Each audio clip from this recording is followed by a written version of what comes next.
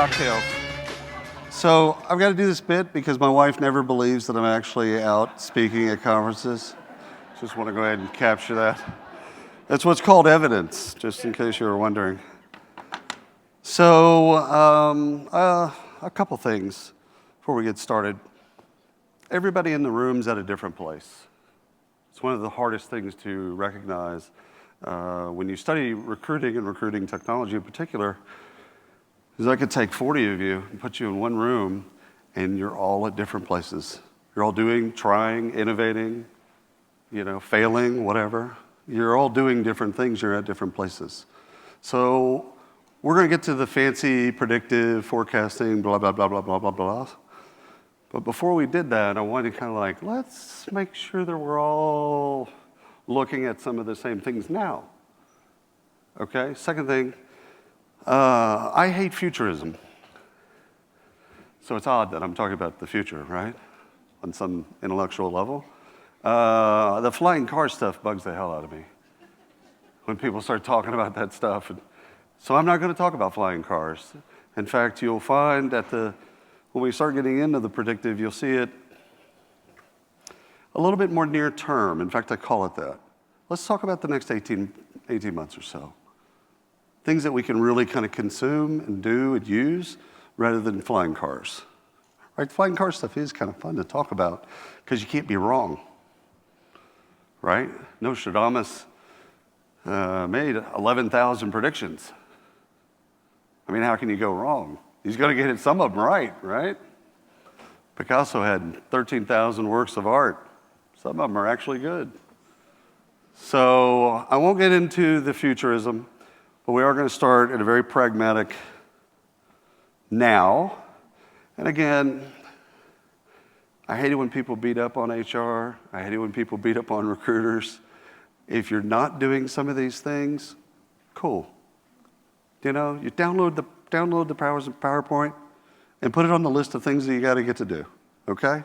So I don't want anybody walking away from this going, I'm not doing any of that stuff. In the now, I can't really worry about the future. We're all at different places. Oh, what? Candidate satisfaction. So how do you grade out? How do you get feedback? How do you know that your hiring managers, your sourcers, your recruiters, how do you know how you're doing in this journey that they go through? I don't know why it's going automatically, but that's okay. We'll cope. How do you get feedback from them? How do you understand how you're doing and what you have to fix? Some of you are doing this and doing it well. Brand reputation, a metric that we all would like to know. What is our reputation? What do people think of us? Universum does a wonderful study every year of brands, and they basically go out to college students and ask them, what do you think of so-and-so? Would you likely work with so-and-so? And it's a wonderful, first of all, it's a wonderful report because it gives you an idea of what brands are in the 23 or 24-year-old's mind. All right, some of you are doing this, and some of you are not. Recruiting NPS. This is a very sticky topic. How are we doing? What is our NPS score? How do we grade out ourselves? And this goes from sourcing, recruiting, employer branding, recruitment marketing, hiring managers, executives, etc. How do we grade ourselves? Objectively. If we're terrible, we're terrible. It's okay. We can get better though. I'm reminded of my favorite martini, which is a Vesper martini, which is both gin and vodka and vermouth. And I'm holding you between here and then. So if you would like to have a Vesper martini, I would too. Talent pipeline value.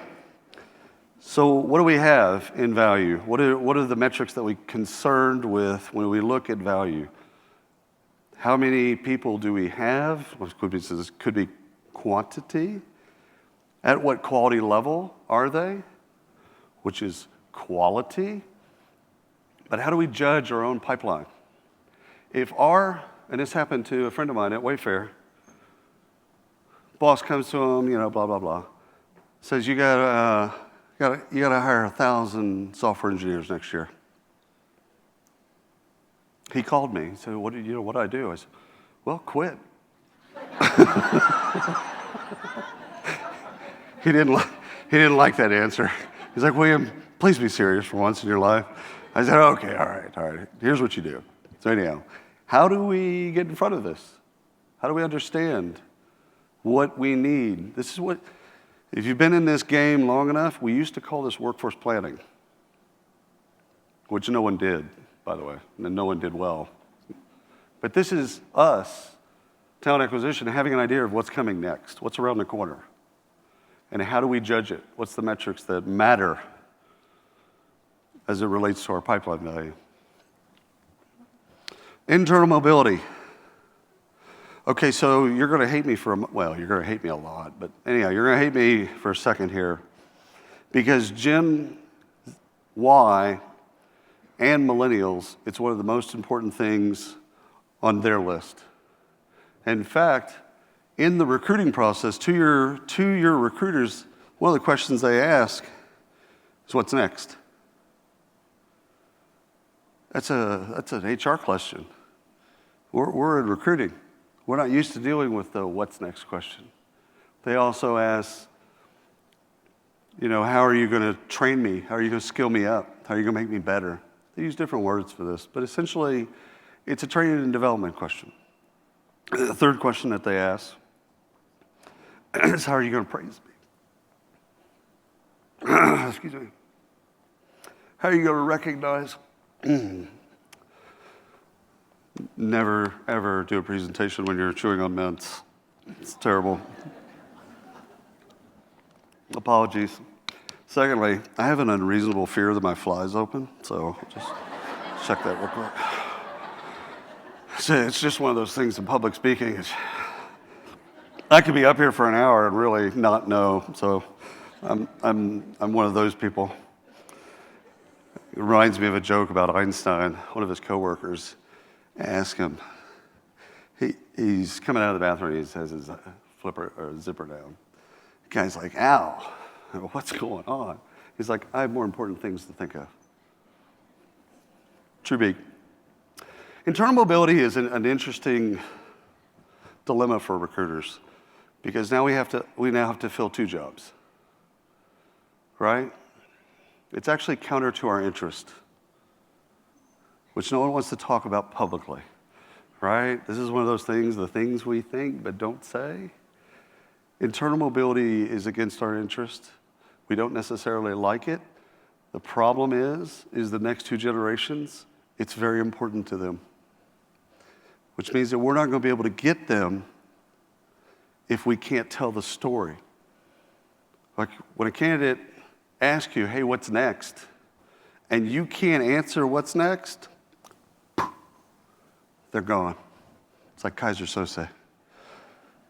They're gone. And they're never going to come back. Because essentially you've told them it's a tell. You've told them, yeah, we don't really do internal mobility here. All right? That's the same thing with training. Same thing with praise. Praise is probably the wrong word. Praise is more is like, I know I'm awesome. How are you going to figure out that I'm awesome and then tell other people that I'm awesome? So praise is probably not the right word. It's just recognition, right? What are our metrics? How do we know that we're doing a great job? And how do we know what to measure? Is it retention? Is that we should be thinking about the people that come in with a question that's what's next? And we're counting that? And we're satisfying that question? But the three questions that millennials and Gen Z, the two questions that they ask are HR, or the three questions that they ask are HR questions. They have nothing to do with recruiting. You have recruiters that don't want to answer those questions, not skilled at answering those questions. So employer brand effectiveness. I get asked this question pretty much once a day when I'm not bailing on or railing on Workday. How do you know that your employer brand is working? Anybody? Does anybody have an answer to this? I can barely see y'all. Anybody have an answer? Okay, yeah, here's what I've come up with. Hiring's easier. That's it. That's how you know it's working. Hiring's easier. There's less of a glide. There's less friction. Or more of a glide, less friction. It's easier. You have more candidates. People want to work with you. Well, turns out that could be a component. It might not be the only thing, but how do you measure employer brand effectiveness? Right? These are all things that we should be doing now, right? So we're still talking about the now stuff. Job satisfaction. This is internal. This is your sourcers, your hiring managers, your recruiters, your employer branders, your recruitment marketers, and everybody else in between, all the way up to executive search. How do you know how happy they are? This is different than NPS. NPS is how effective you are. This is how happy they are at work, how much they love their job. If they were to leave the job, would they refer it to somebody else? We've got to have a constant pulse on our own people, okay? Not just candidates, but our own people to know how they're doing and what's getting in the way of their success. What could make them more successful? So, job satisfaction as a metric. Time to productivity. A lot of people love this time to productivity. I think it's easier to measure in certain jobs and industries than it is in others. I'm not sure it's a metric that goes across all industries and all jobs. So time to productivity for a salesperson, right? From the moment that you onboarded them to the moment that they've got their first sale, okay, I think that's measurable. Maybe even recruiters, maybe that's measurable. But for cashiers, I don't know. Maybe. But time to productivity is something that's talked about wildly in our space right now. So they want to get to quality. They call it productivity, but really essentially what they're saying is, how do I get back to the place where they're paying back? Like, we spent the money, and when do we get the money back? Kind of like the mob, but different. But productivity, and again, can be subjective to whom and what's being defined as productive. Happiness 360. So combine your NPS and combine satisfaction, and really what you were trying to figure out in Happiness 360 is hiring managers. Because you have an idea of how your recruiters are doing, because you've loaded them up with 150 recs. And you know how your sourcers are doing, because you've given them everything that they want and an entire refrigerator of Mountain Dew. So they're doing fine. What you don't know is where are your problems in your hiring managers. And we all know, this goes through everybody in this room. We all know that people quit, bad managers, they don't quit companies per se. We all know this. Who are your bad hiring managers? And this is a cadre of candidate experience, the recruiter experience, anyone that interacts with that hiring manager. You've got to start to figure out, where are my good ones? And you probably already know. You might not just be measuring it, which is something that you should obviously measure what's important, right? So you probably should start to measure it. Like, this hiring manager, I've sent them 10 qualified candidates, and I got 10 responses that they weren't a good culture fit. And that happens over and over and over and over. And one of the things I realized about that a couple years ago is that it's art. The Senate years ago was studying pornography. Are any of you old enough to remember this? They're studying pornography and like, what is and what isn't pornography. And essentially they, after an exhaustive discussion, You know it when you see it.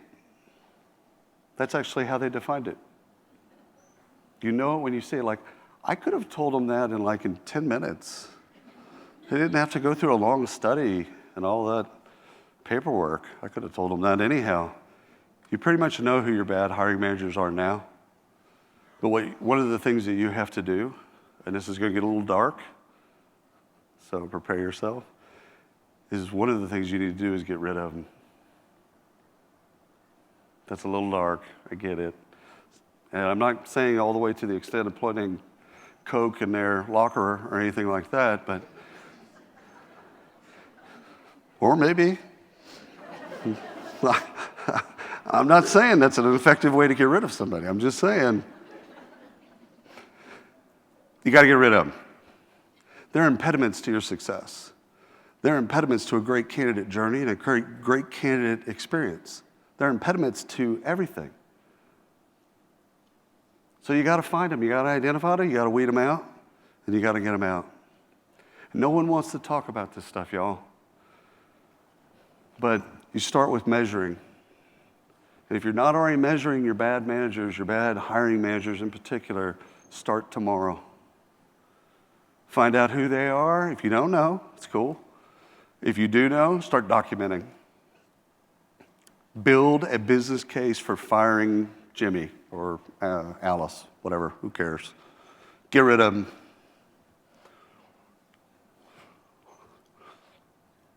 It's not a popular topic, turns out. We're talking about people's livelihoods, yours and theirs. But sometimes when you get into the candidate feedback, what you find is they loved everything. They loved the sourcer that reached out to them. They loved you in talent acquisition. They loved the brand. They loved the marketing. They loved everything. They met the hiring manager, and it was done.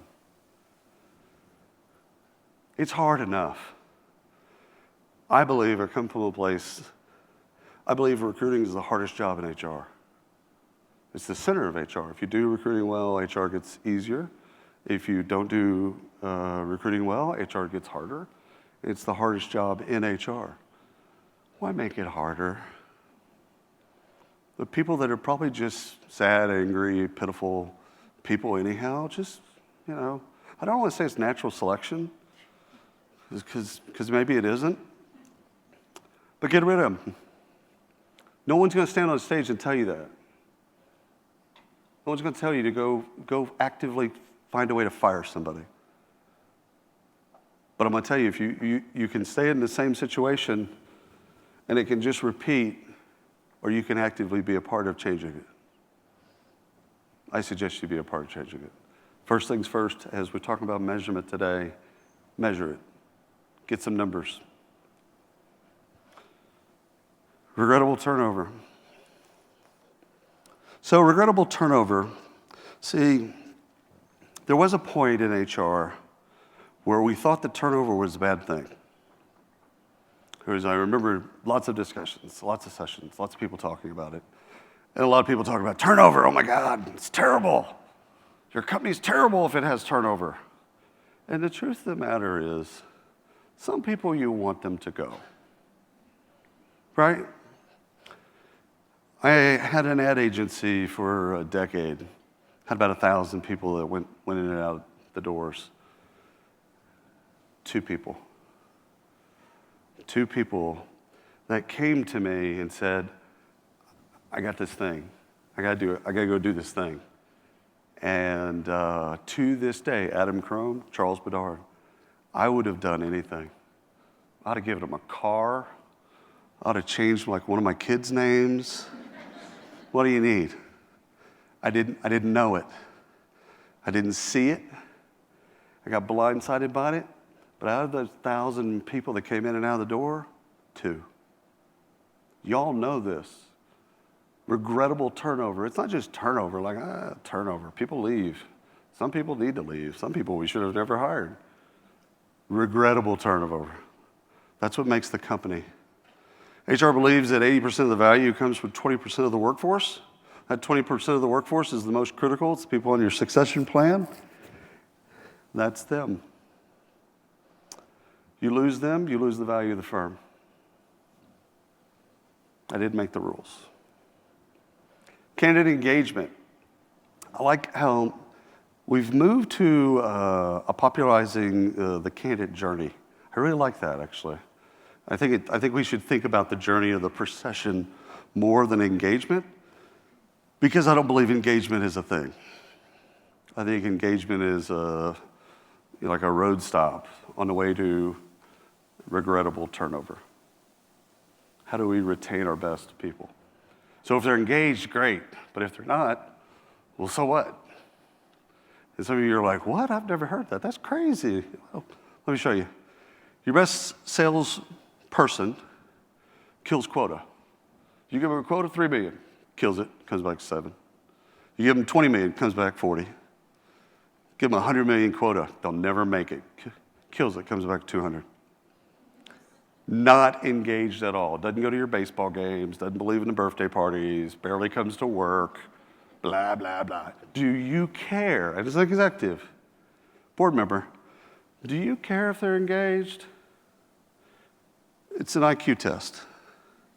If you care if they're engaged, you're fired. All you care about is, do they hit quota? So engagement for me isn't a thing. Journey, I like that. I like experience, because I like experience the way it leads to employee experience and alumni experience. But you got to measure it. If you want to call it journey, that's cool. If you want to call it engagement, my personal biases aside, that's fine. Got to measure it. Again, we're still in the now. Recruiting costs. What are our total costs of ownership? What does it take for us to hire someone? What does it take to set up shop? If we had to replicate the office and open up another office in, Topeka, what would it take? We have to know our own cost. And I'm not saying we have to be obsessive about cost, but we need to know what the cost, what are the drivers of cost? Quality of hire. Good metric. Hard to agree on what quality of hire is. Is it that they stayed? Is it that they produced? Is it that they have blood running through their veins? What is quality of hire? So when you measure this, the big thing for me is to make sure you get agreement. Make sure you talk amongst yourself, hiring managers, everybody. Bring everybody together, even the executives if you can, and talk. What is quality of hire? And create a definition for you. Whatever it is, it doesn't matter. But make one for you so that you all agree what is quality of hire and what isn't, and how to measure it. Brand attractiveness, we touched on this with the Universum stuff. The attractiveness is how attractive is your brand to someone that doesn't know your brand, or someone that barely knows your brand. Time to hire, y'all are going to kill me if I talk about time to hire, but it is something to measure. Recruiter satisfaction, people never talk about this for whatever reason, but y'all have to be happy too. There's a fulfillment in what you do. You've got to love, at least be able to manage your own satisfaction, or you're going to go and burn out. High burnout in our profession because it's almost an unwinnable game. It's almost an untenable position, an unwinnable game, and we deal with it every day. And you're champions for dealing with it every day, but it also drags on you. So find some outlets, smoke weed, whatever, I don't give a shit. Just do something, find some outlets, because if not, you're headed for a wall. And I'd rather you not hit that wall. Hiring manager reputation, again, getting back to identifying those people. Employee referrals, quick thing on employee referrals, they're not all equal. I have like a little filter that basically employee referrals are from F, D, C, and B talent go into my trash bin. I don't want a referral from somebody that's B talent. In fact, I just don't even respond to the email. It's like I'm one of those people, like, yeah, delete. Now, A talent, oh, no, A talent? I'm taking that person out to lunch. Yeah, we're going out to lunch because I want to find out more about that candidate. right? A talent knows other A talent. Y'all know this. But don't treat referrals all the same. That's a big mistake. Huge mistake in our industry is we think referrals are going to solve all of the world's problems, and it's not true. Referrals from A talent, fantastic. Everybody else, not so much. Recruiting efficiency, this is, if you think of throughput, how fast do people get through the process? From the first moment you sourced them to when they onboarded, what was that efficiency look like? Skills acquired, okay, again, a metric because the 2 generations that are coming now already at your feet, they want their skills built. So building metrics around that and understanding what they care about is very important, and then measuring it. Okay. So near term. Again, I'm not out with the flying cars and all that crazy stuff. This is the framework, which I believe is more important than pretty much anything I could tell you today. Have a framework for predictive forecasting, anything that technology will tell you. I'm going to fire the person that put this on advanced slides. Me. So anyhow, whenever you look at what technology can do for you and how it can tell you what's around the corner, this is the model in which to do so. It's got to affect one of these 3 things, okay? It's got to affect the price of what is to be hired and how to be hired. It's got to either reduce cost or, I'll deal with that in a second, you don't care about cost. We'll deal with that in a second. Speed, how fast? Y'all, this is killing you. This is killing you because you're not fast enough. You're not built for speed. I don't even have to go into your company. I just know it. You're not built for speed because we were never built for speed. We have to completely re-engineer ourselves to be built for speed. Nobody likes to hear that. Quality, define that as you wish. Price, quality, and speed. That's your framework for anything predictive, okay? Anything, doesn't matter what it is. Price. What comp will Gen Z demand? Software, AI, machine learning, big data. What will tell you, what will give you insight into where they are? It isn't the older things that we think of. Like we've used PayScale and all these other tools. It isn't that.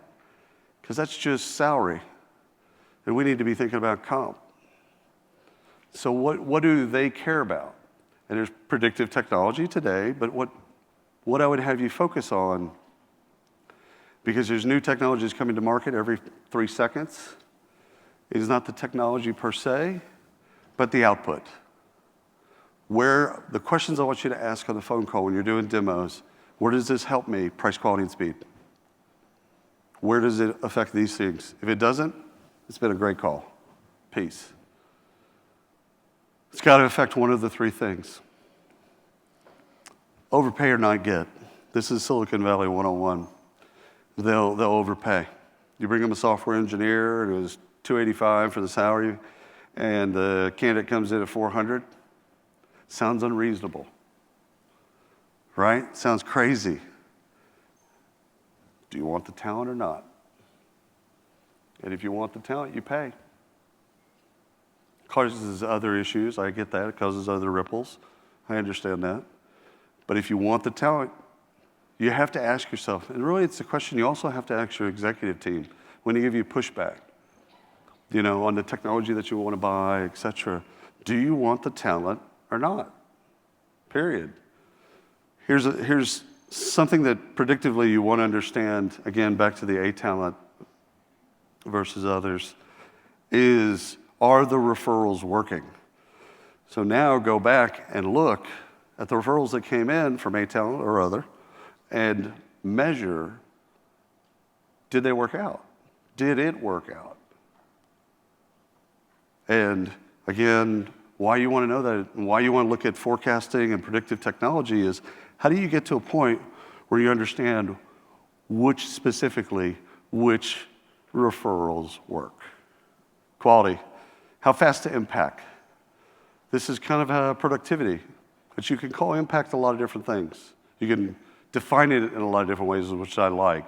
So again, what forecasting tools, what predictive tools can help you understand how fast they impact your business. Time from gig to gig. Okay, so Gen Z.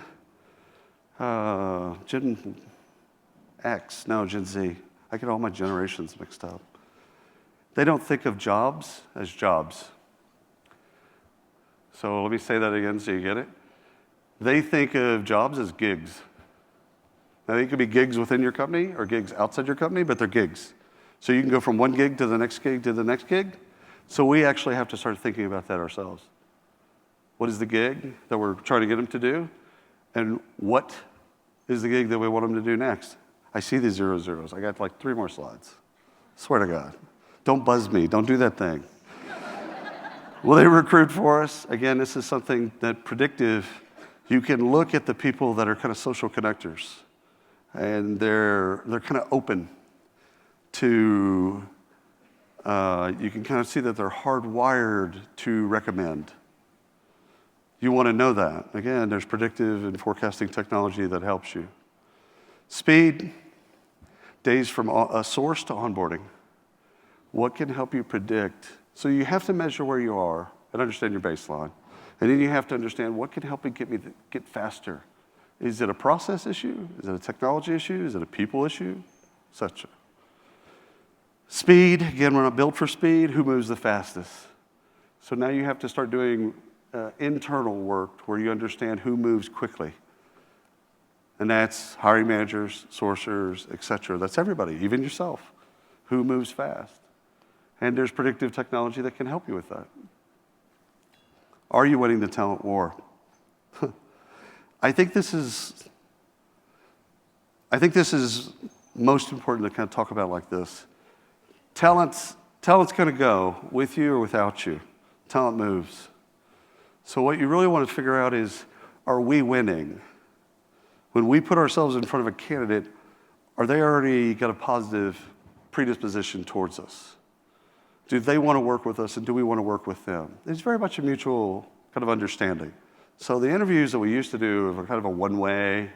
I used to cut the legs off chairs, have them sit really low, bring a ficus pant, put it next to their head. Really, really maniacal.